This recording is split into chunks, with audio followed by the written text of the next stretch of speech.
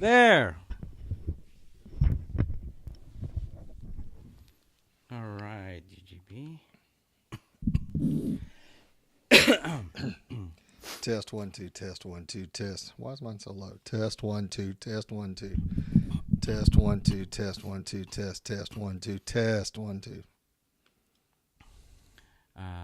Gift for holiday party, New Year's Eve party at Shahram and Jaime.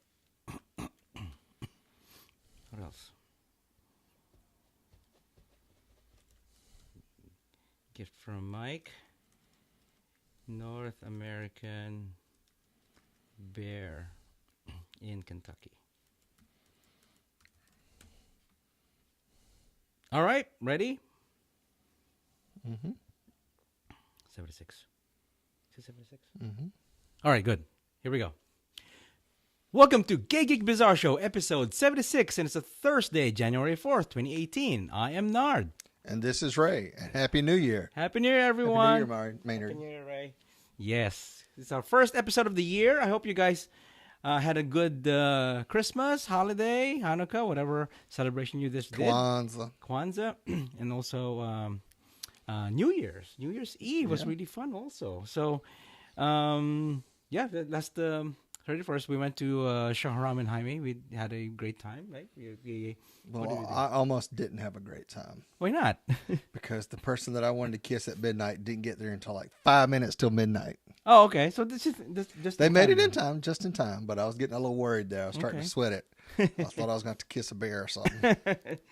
Yeah, it was fun. But then this time, I've observed. I don't know if Shahram is listening to this, but it's funny because every year they always run out of Diet Coke, so I had to bring our own Diet Coke. Oh, we brought Diet Coke too. We brought Diet Coke, yeah, and it ran out, right? Yeah, it ran out on us too. So it's a good thing. Yeah, plenty of Diet Coke this time. As the past 2 years I've been going, we always, there's always alcohol, beers, and everything. But for people who don't want to drink, just old people. Old people. That's right. All right. So Happy New Year, everyone, and one of the things, probably I'll talk about it later. Some plans coming up soon. But before that, what did you guys do? We can talk about that right before the discussion. Yeah, that's right. Oh, which one? This one? No, further down. Scroll. No, down. That's up there. Oh. So you can talk about your thing, and then that'll lead into that pretty much. What do you mean? What exactly are you mean? I did not get involved in any kind of orgy. What? Oops. That's right. Anyway, so before we go on, what's up with you? What did you get? What did the Santa give you this year? For I got a really good Christmas. I got the entire Cards Against Humanity set, and I got a Catan Seafarers expansion pack. Mm-hmm. So that was pretty good. So that was very good. Yeah. So, went and watched a couple of movies. Did you watch any movies? Or what did you get for Christmas? Sorry. Oh, well, I got a couple of shirts and everything. That's really nice of Mike. But then one of the best ones is we're going to North American Bear Weekend in Kentucky, in Lexington, Kentucky. I think that's where it is. It's a bear run. It's my first bear run for how many years now? 3 or 4 years now. I haven't been to a bear run for many years, and I'll get to go to a bear run this time. And one of the reasons why it's Kentucky, I've never been to Kentucky, so it's one of the states I haven't been. So if I go there, then that means I'll have 2 more states to go. Oh, okay. So, and it's been so long as Hyman's grown back. That's right. What? So okay. So have you watched any good movies over the holidays? Yes, actually, Mike and I actually got to watch Star Wars. We got to watch Star Wars with we didn't go 3D or anything. Yeah, we did go 3D. But, you can watch it in 2D. It doesn't really matter. But it was good. I really enjoyed it. I enjoyed it. Mm-hmm. It had some things that I wasn't like, okay, I think I need to go see it again because there's some stuff. I was like, okay, I'll see what they're doing. So, but anyway. Yeah. I liked it. Also went and saw, everybody's been talking about it because it's getting some award buzz, is Call Me By Your Name. Have you seen that one yet? No, not yet. I think you invited me to go, but I couldn't go at that time. Yeah, you were busy. So if you haven't seen that, if you get to see it in your city, go look at it. It's a very good movie. So, and I also saw The Shape of Water. That's something Mike and I wanted to watch also, but one of these days. It was I'm gonna good. watch it. It was kind of odd because Guillermo del Toro. Guillermo del Toro. It's a little bit different. It was almost like a cross between La La Land and Hellboy. There was singing? Yes, there was a singing and dancing number. I thought there's just Hellboy-like. But that's pretty. But it's No, it's kind of like a cross between Hellboy and La La Land. Interesting. So, but it was pretty good. It was pretty good. So. Okay. So Now, speaking of you going to Kentucky for a bear run. we got a little discussion this week that popped up, and I thought we wanted to pull this outside of something because it's pretty interesting. The discussion is, orgies are for more than just banging. How do you feel about that, Maynard? I think it's enjoyable for, I guess, for everyone around. I've never been on an orgy, so I wouldn't know. You've been to a bear run. There's always orgy going on. I've seen orgies before in a bear run, but I've just watched at some point. Right. Allegedly. Allegedly. So, the article starts like this, and then you can all find, of course, you can find all the stories we're talking about posted on the Gay Geek Bazaar Facebook page. So, have you gone through substantial life changes recently, Nard? No, not really. Well, apparently this guy, he's gone through some stuff, and he said the debauchery is what got him through it all.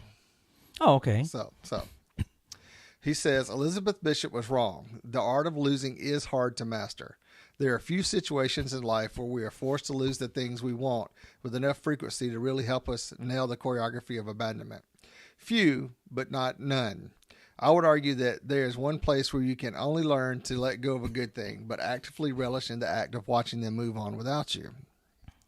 If you want to learn how to grieve, dear reader, you should get yourself to an orgy. What? Really? That's an advice? Okay. So, I remember there was a bear sex party mailing list I'd signed up for. God bless New York. For the straight still in the building, this was an organized sex party for scruffy, bearded gay men and their admirers. I checked in and I was in luck. There was, in fact, one that night in Midtown, and it was just $20 to go in. It seems redundant to point out that I had a lot of sex at the orgy, but what came over me by the end of the night was an incredible sense of tranquility.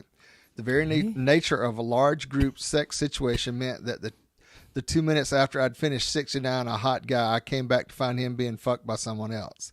And you know what? I was thrilled for them. In that moment, I understood New York, like the hot man currently being penetrated in front of me, had been mine for a time. It had been beautiful, joyous, and just a tad salacious. And now it was somebody else's turn. Somebody just as deserving as me. And the writer of this, he was having to leave New York because his visa had run out. And he'd been working, and his visa ran out, so he's having to go back wherever he's from. So, and he was really kind of depressed about it, and had some other stuff come and go on. But he was talking about that just going to an orgy and letting himself go, and having a bunch of debauchery, unbridled pleasure helped him get through and realize some stuff. So he went. Okay, so being in an orgy freed him. Wow. And I've kind of noticed, reading this, when you read the whole article, it reminds me of like doing bear, I bring up bear runs but like Bear Watch, there were guys that were having group sex and people were watching and stuff like that. Mm-hmm. I always thought it was interesting. Why would you want to do a group thing? Because I'm more one-on-one. Yeah. I don't mind watching, but I'm more of a one-on-one person. And I have a very narrow type kind of. So, yeah. But I remember some of these people I got thinking about, and I was like, well, some of these guys live out in remote country areas where they don't get to hook up randomly. Yeah. Like where people here in the city, it's an app and like 5 minutes you're overdone and out. Yeah. So them coming to this is their release. They get to be their sexual selves. They get to let that side of themselves out. So I thought it was kind of interesting that this guy was kind of using this as a way to move forward with him. And I can relate this to other people that I know that have gone through this and are using it to relieve, to be that person that they're usually not. So you're just mentioning this article because of a friend who did this before, or I don't know, or friends, alleged friends. So your advice, Ray, is that you should. I'm not giving any advice. I just thought it was interesting. Ray finds it interesting, but with all that for someone to become free, you have to be in an orgy. And I don't think that's something that I don't think I can let go that much, to be in a room full of guys. I don't think I can either. I mean, I'm a one-on-one person. I have enough sexual hang-ups as it is. Mm-hmm. but I don't think that is one thing I could do. I could probably watch it all night long and have a good time. Oh yeah. But Me too. participate would be a different thing. Yeah, that's different. I don't think so either. And I mean, I've seen the videos on Tumblr and other stuff where these guys go to houses and they're just having a big orgy and people just come in, strip off, put their stuff in a bag, and then go bang, wham, bam, thank you, ma'am. Yeah. And go to the next one and have a good time. And I was just like, I get it. I kind of understand that. And after reading this article, it made a lot more sense that these guys, this is their release. This is something, because you don't really know because you don't really, I guess, I'm assuming some of the people I'm pretty sure most orgies, you don't know the people at it. Or if you do, Okay. So that would even make it more weird for me. But what do y'all think? I mean, what are y'all orgy experiences? What do y'all, does it let you be free, or does it help you get through stuff, or do you use it as therapy? Kind of like this guy did. Therapeutic. Use orgy for therapy. So therapeutic orgy. Maybe that's a good title for this. We need to get a psychiatrist to prescribe that. Yeah, that's right. Okay. All right. On to the gay. This is great because this is a Texas governor running for sheriff. And no, this is a Latina sheriff running for Texas governor. Oh, the right way around. Texas governor. Yeah. She's a sheriff running for Texas governor to be a Texas governor. But she is special. Lupe Valdez is a gay Latina sheriff running for Texas governor, and she could win even if she loses. I don't even know what that means. We'll find out. Read the article. So, Guadalupe Valdez was making the rounds in jeans and purple blouse on a recent Sunday at Norma's Cafe, a popular diner packed with a diverse mix of Texans. The week before, Valdez, the state's first openly gay and first Latina sheriff, with almost 4 terms under her belt as a Dallas County's top cop, she's a top cop, announced that she was resigning to run for governor in a crowded Democratic primary. She's the frontrunner with the potential to boost party voter registration and turn out long-term, especially among Latinos. Though Valdez is unlikely to beat Republican Greg Abbott, a popular governor in a red state with $50 million to spend, she could benefit from the backlash against Trump mobilizing Latino voters. Yeah, she could win. Yeah. We're giving people hope, Valdez said. A lot of people have written off Texas. So Valdez, 70, is no stranger to adversity. She grew up in San Antonio, the youngest of 8 children in a Mexican-American family, migrating with her parents to work the fields. She waited tables to put herself through Southern Nazarene University, then joined the Women's Army Corps. She was not openly gay at the time, but had friends who were gay or were spotted at gay bars and dishonorably discharged as a result. So she came out later in life in stages, living more openly in the 1990s, attending a gay-friendly church, working for the federal government, and worrying less about the career implications as she rose through the ranks, becoming a senior agent with the Department of Homeland Security in 2002. So Valdez, this is a long article. Okay. How long is this? Oh, my God. That's it. Just keep reading. Okay. This is pretty much it. So she understands... Wait, where is she? Oh, yeah. Valdez, who announced last month that she was resigning as sheriff to run for governor, said her campaign will be focused on economic issues that concern blue-collar families and the elderly, those who worked their way up like she did, subsisting at times on peanut butter and jelly, making sure they paid the rent, cleaned up for church, and prayed over their meals the way she and others did at Norma's. I've been to Norma's. I've eaten there before. I remember that. She understands that what those folks are going through and what they need, what their families are all about. Hinojosa said, "The only reason Texas is not a blue state is because the huge Latino population in this state has not turned out the way it should and the way it has in the states like California. Traditional Latino Republican voters could abandon the party because of Trump and vote Democrat. It's possible here in Texas. Oh, my God. Yeah. Or the sleeping giant would awaken and new Latino voters would vote Democrat," Neerman said. What Lupe Valdez is going to try to do is engage the Latino community that 2018 is a stepping stone, said Jones. The key for the Democrats will be that the Valdez candidacy is not a one-off, that it sets things up for another candidate in 2022. It's interesting because it's going to be, a gay Latina in the governor office. And If it happens. If it happens. I mean, A lot there's of a strong people, possibility. well, a lot of people thought that Anise Parker from Houston would try to run, but she didn't. So I think she'd get tired of public life. So Yeah, I think Anise Parker, she did a good job. She did yeah, a I good thought job she was as a great mayor. So Yeah, I think so too. Anyway, okay, we got lots of gays. I told you we had a lot of gays. Okay. Usually it's hard to find gay articles, but it's not stupid. But we got some very good ones this week. So, All right.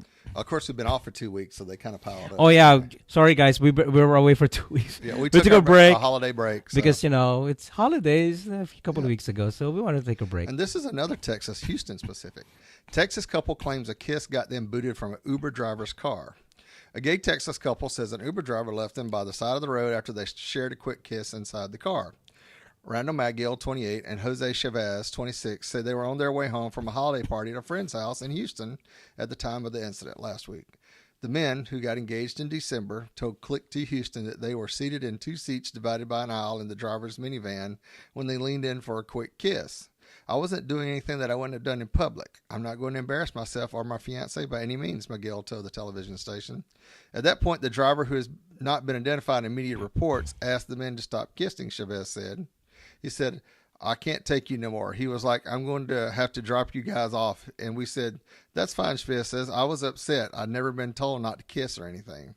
Although the driver claimed that he was previously asked a heterosexual couple to stop kissing in his car too, Chavez and McGill believe they were targeted because they were gay. The men called another Uber driver to take them home after being booted from the car, but they were not likely to use the service again. I've never heard of anyone being asked to stop kissing anywhere, especially when it's just a peck on the lips, McGill said. I was super disappointed. An Uber spokeswoman told Huffington Post that the company, which has a clear non-discrimination policy, was investigating the incident.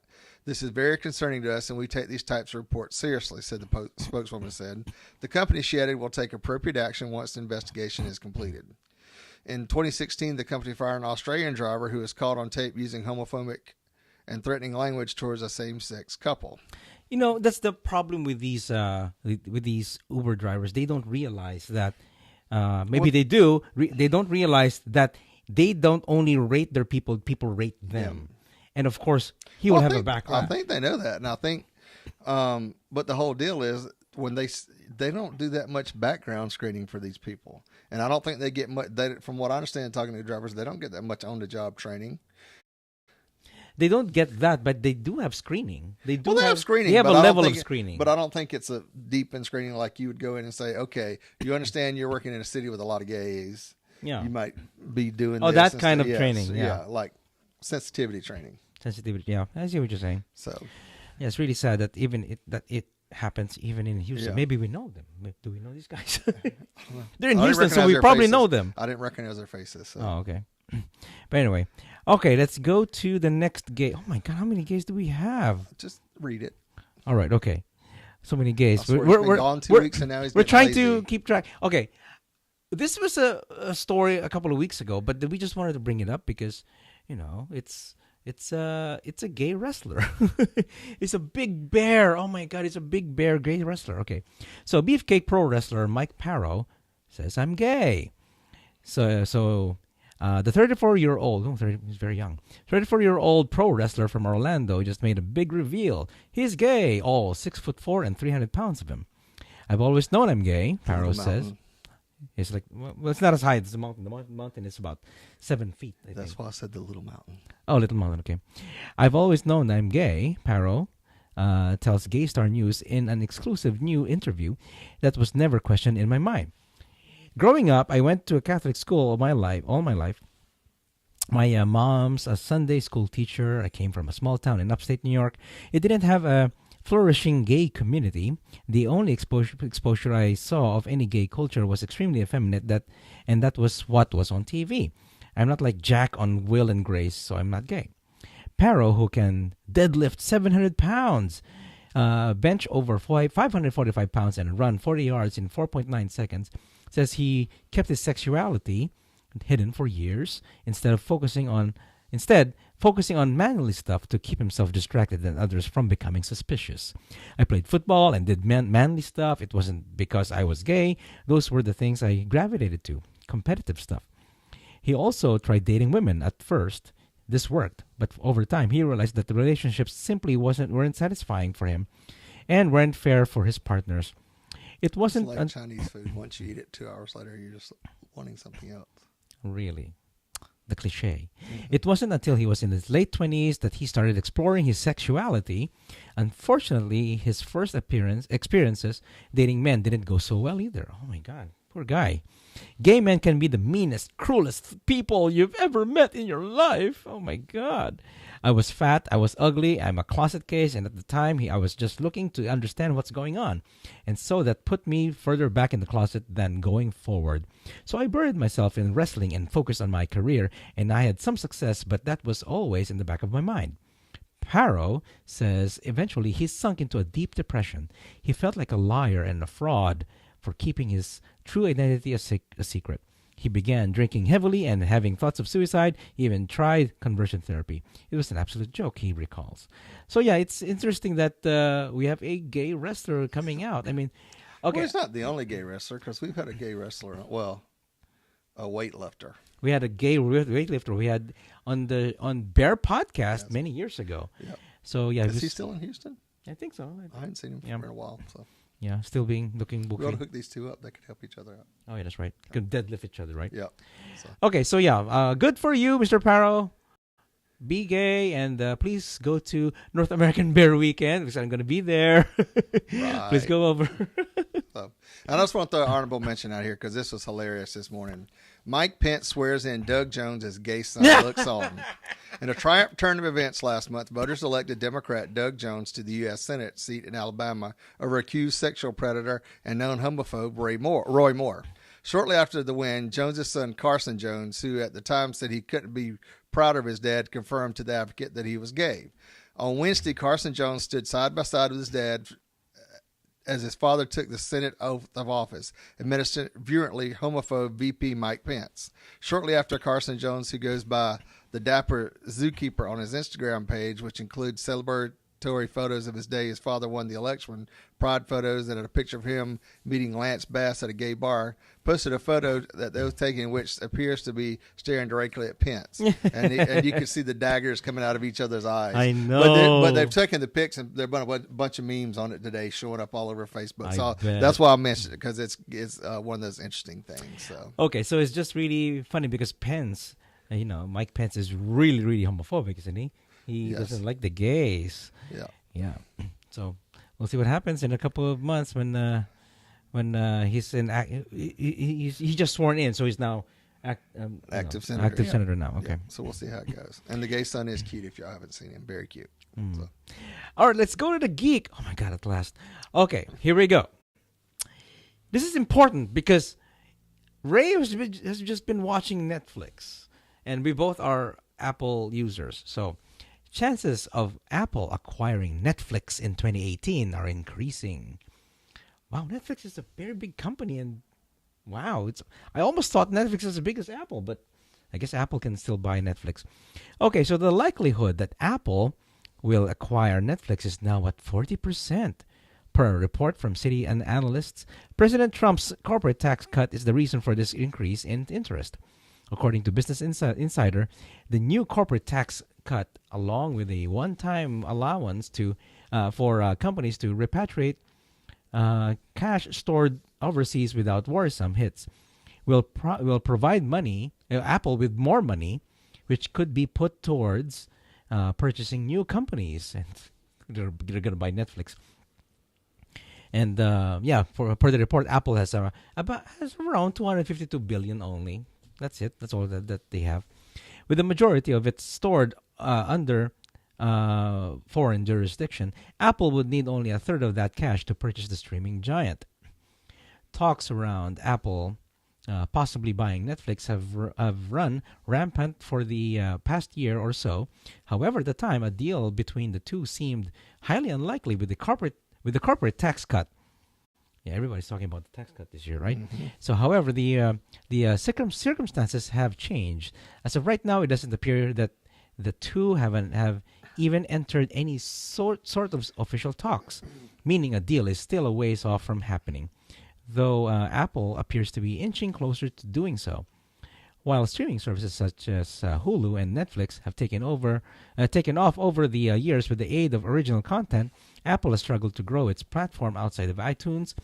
Purchasing Netflix, which just last year announced plans to spend $1 billion to original programming this year, would allow Apple to the opportunity to expand its reach.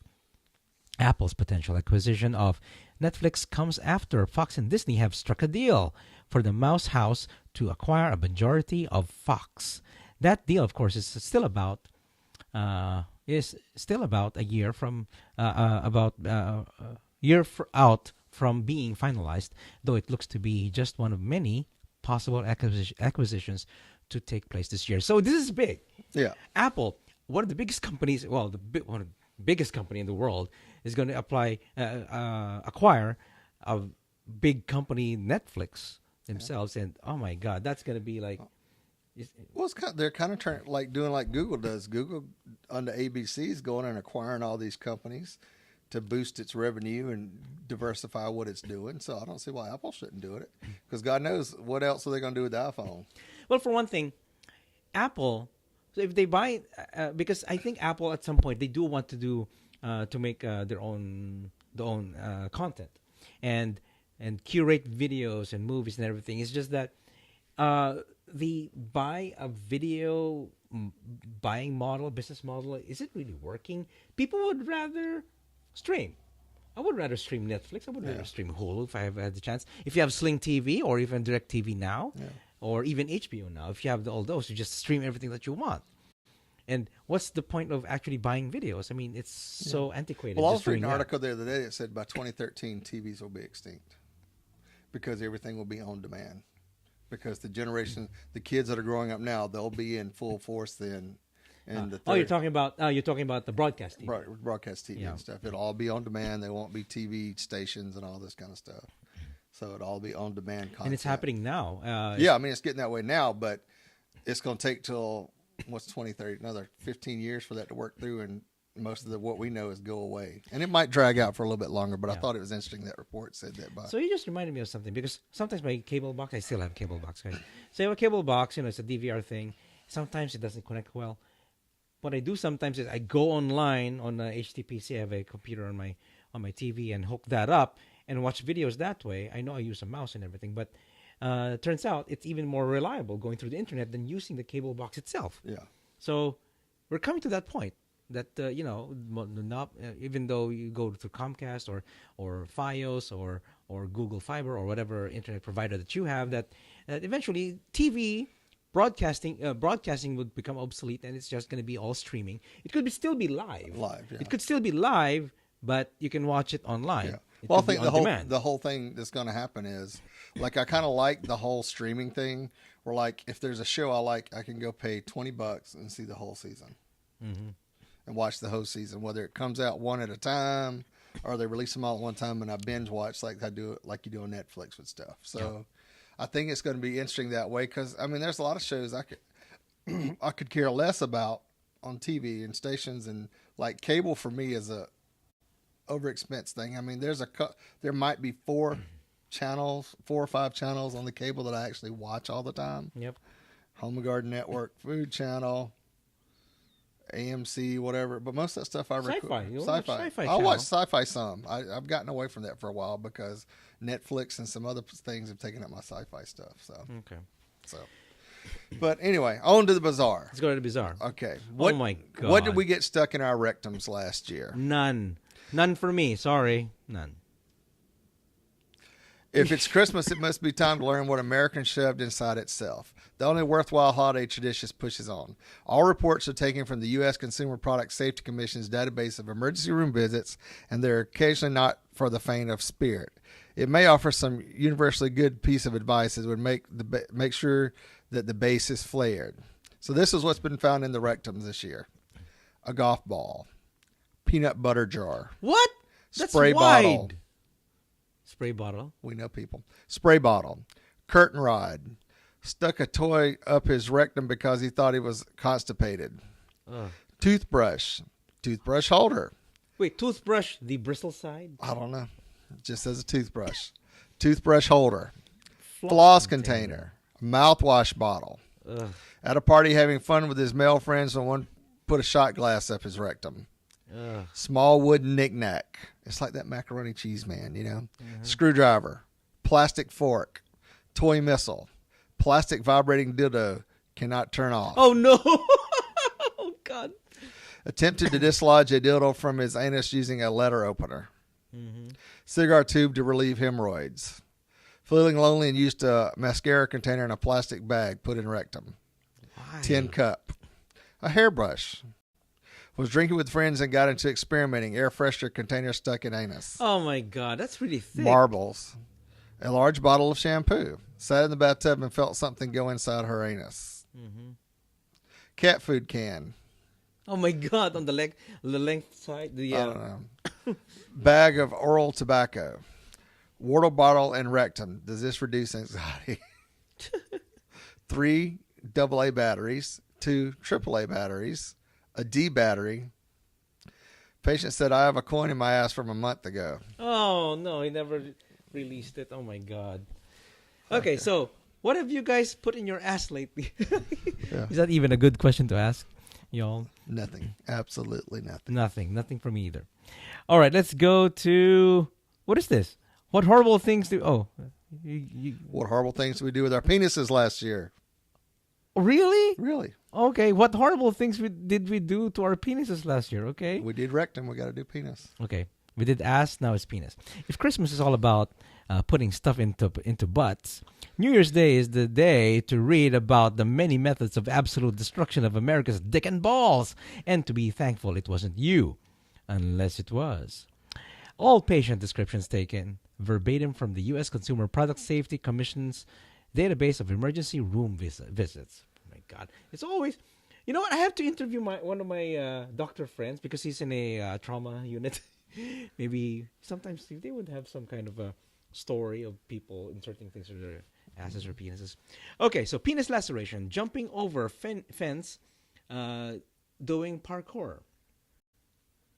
Put a rubber around penis and had been there for Do you 2 need some Viagra days. for your mic stand there, Maynard? Yeah, it's falling down.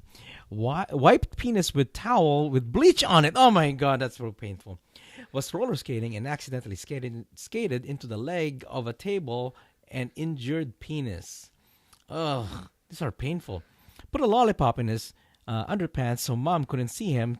Take it to school where there were ants under wrapper penis. Under wrapper, penis in pain. Penis pain, insect bites. Oh my God. So that sounded like a little kid. Yeah, it's a little kid who did that. Swimming in pool. Tried to kick off wall, kicked self in testicle instead. How do you do that? I mean, my balls are big and they hang, but I don't think I've ever kicked my own self in the balls. Oh, no. I never did either. So, dropped a textbook on his left testicle at school, then hit it on a vice during shop class. That was just a bad day at being in high school. Yep. Playing badminton in gym class when he accidentally hit himself in the testicles with a racket. Oh, that can happen. Recovering from basketball penis injury, was having intense penetrative intercourse and noticed penile swelling. Really? Penis injury? Oh, he was having sex after. Okay. Apparently, he got it knocked in the penis with the basketball. And then having sex with it, and it started swelling. Mm-hmm. Hit penis doing bicep curls, 20-pound dumbbells. Oh my God. Was at the gym getting a 45-pound weight on a standing pole and sustained a crush injury into the top of this penis. Oh, that's painful. That's why you have to wear a jock strap so it's, protected upwards. Heavy pile of CDs fell on penis. Testicle pain after wearing tight pants. Moving a heavy flower pot and it tipped over into testicles. Riding bicycle and got a hanger caught in tire spoke, causing penis to hit into handlebars. Oh my God. Stepped over a bucket, hit left testicle on rim of bucket. Playing basketball, sliding into base, hit testicles on base. Oh my God. Jumped. Baseball, not basketball. Yeah. Playing baseball, sliding into base. Yeah. jumped out of bed between his two dogs. One of them bit his penis. Oh my god! Nip. Oh my god! That happens. Wait a second. That's probably pretty regular. He was naked, wasn't he? Probably, or he had on light shorts. Because like a dog almost bit your penis off. A what? Who? A dog. Oh yeah, a dog. One time. Yep. Oh, I was carrying this bag of chicken wings, and a dog. You know, I was going to visit my friend Patrick, and he bit me on the leg. It was almost near my penis. Okay, so riding his horse when he fell off and was stepped on by horse on penis. Oh my god. That had to hurt. Went into the bathroom and at home, did not turn the light on, and ran into the door, hitting his penis. Again, he was naked. Okay. Well, no, he's in underwear, and you just go in and you not paying attention. I guess the door opened funny in his bathroom, and he ran into the door. Fell off the toilet. Okay. Having sex with his girlfriend while she was wearing underwear and sustained a penis laceration. Oh yeah. So if you're having sex and you just set aside your penis on the side, the panty on the side, that could probably, cause some scratching. Penis caught in foosball table. Oh, how does that happen? Was sliding down, bouncy house slide, and was kicked by children running up. Nice. Burns to penis. Patient struck a match to a cup of gasoline that exploded. Oh my god. Was hit in the pubic area by a glass vase that fell. Penis laceration. Put a plastic bottle on penis during masturbation and is stuck. You just need to plastic. You can't you could cut the end of it off because it's got a vacuum on it. That was stupid. That sounded like some teenager. Okay. It could be somebody older, but that sounds like a teenager thing. Sustained genital edema after placing a piece of PVC pipe in his penis before an orgy 6 days ago. Blood from penis after being squeezed by elastic waist of pants. Wow. Was at friend's house and someone threw a shoe at his testicles. This guy's horse playing. Yeah. Having testicle pain, walking upstairs after being hit with soccer ball, sticks, rocks thrown by friends 7 days ago. Oh my God, poor guy. Horse play. They don't like him. Using the toilet, patient's brother shut the lid down on the patient's penis. Oh! That sounds like two little kids. Yeah. No, it's actually it's a patient. So, must be having a hard time just sealing it. Received a wedgie by underwear by his older brother. Penis pain. Hit in penis by cousin. Swinging water bottle struck self in right testicle. It's all about testicles and really penis and testicles. Okay. Shaving pubic hair on groin, penis with electric hair trimmer. Pain from electric shock. Oh my God. Placed metal ring around penis for stimulation. Now unable to remove. Laceration the penis when using electric tool to cut off. Unsuccessful. Went to sit on a bar stool and it flipped over. Sustained a contusion to penis. That can happen. That's what you call about the penis, bending your penis on the side, and then it becomes bruised and everything. When you bend your penis, that's called contusion. Mm-hmm. So new landlord thought his apartment. His apartment was empty. Kicked the door down, striking him in the testicles and face. Yeah, that's just dumb then, if he does that. Well, he probably got free rent for 6 months out of that. Yeah. Well, new landlord. So. Anyway, okay, so I guess that's it. Well, right now, if the video is working, I hope it's working. But right now, this is the first time we did video for Gay Geek Bizarre. I hope you guys are enjoying this on YouTube, or I don't know where I'm going to put it yet. We will see. Okay, so that's it. That's for the show. So special thanks to Caesar for the great articles on Facebook. Thanks, Caesar, for helping us. Happy New Year, Caesar. Okay, Yes, that's facebook.com/GayGeekBizarre. If you want to send us an email, you can send your emails to show@gaygeekbizarre.com. Or call and leave us a voice message at 281-947-2327. That's 281-947-2327. And we love voicemails, but we never get any. Hopefully this year we'll get some voicemails. Yeah. So you can also follow us on Facebook and Twitter. We're on Google Play, iTunes, and Stitcher Radio. Yes. Go to the official website, gaygeekbizarre.com. That's right. Check us out, gaygeekbizarre.com. Thank you, everyone, for watching or listening. We'll see you guys on the next show. Happy New Year. Happy New Year. Bye. Okay. The video's still working, though. It's only 15 gigabytes left. So let's see what happens. All right, Julio just landed. Okay, good. Just in time.